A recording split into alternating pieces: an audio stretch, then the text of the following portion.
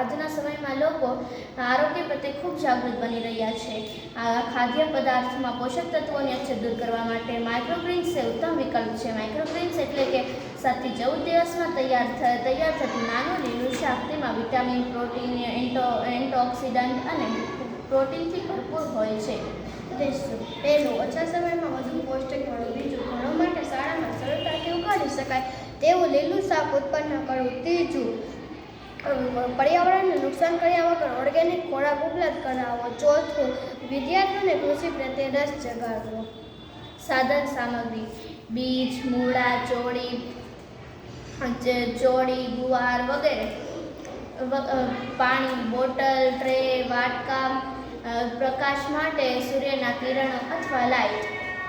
પદ્ધતિ: એક ટ્રેમાં કોકોપીટ માટી સમાન રીતે પાથરી લો. બીજું, તેમાં તમારા પસંદ કરેલા બીજ ભીંજવીને નાખો. ત્રીજું, એમાં થોડું પાણી છાંટો. ચોથું, તેમાં દરરોજ હળવું પાણી છાંટો. પાંચમું, 7 થી 10 દિવસમાં તમારું માઇક્રોગ્રીન્સ તૈયાર થઈ જશે. નિષ્કર્ષ: માઇક્રોગ્રીન્સ ઉગાડવાથી એક સરળ, ઓછી કિંમત અને પર્યાવરણ મૈત્રી રીત છે.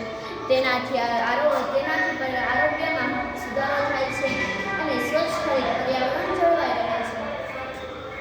ઉપયોગ: સલાડ, સેન્ડવિચ, આમલેટ અને સૂપમાં ટોપિંગ તરીકે, પછી સ્મૂધીમાં મિક્સ કરીને પોષક વધારવા, સ્ટોરમાં અને હેલ્થ ફૂડ સ્ટોરમાં વધુ પડતાનો ઉપયોગ થાય છે. માઇક્રોગ્રીન્સના પર્યાવરણ માટેના ફાયદાઓ: માઇક્રોગ્રીન્સમાં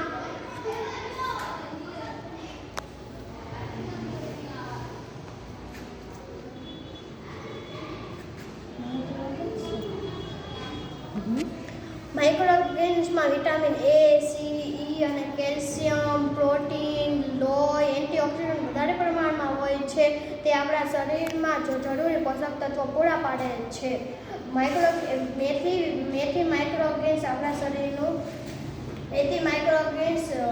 શરીરને એન્ટીઓક્સિડન્ટ પૂરું પાડે છે. આપણે માઇક્રોગ્રીન્સ દહીં સાથે લઈએ તો આપણા શરીરનું પાચન તંત્ર સુધરે છે. અને કોબી અને ધાણા જેવા માઇક્રોગ્રીન્સ આપણે હૃદયની જે બીમારીઓ જોખમ પાડે છે. અને ગાજર માઇક્રોગ્રીન્સમાં કેલરી ઓછી હોય છે પરંતુ જરૂરી પોષક તત્વો વધારે પ્રમાણમાં હોય છે. તે આપણા વજન ઘટાડવા માટે પણ મદદરૂપ છે. ગાજર માઇક્રોગ્રીન્સમાં વિટામિન A હોય છે જે આપણા શરીરની આંખની દ્રષ્ટિ સુધારે છે.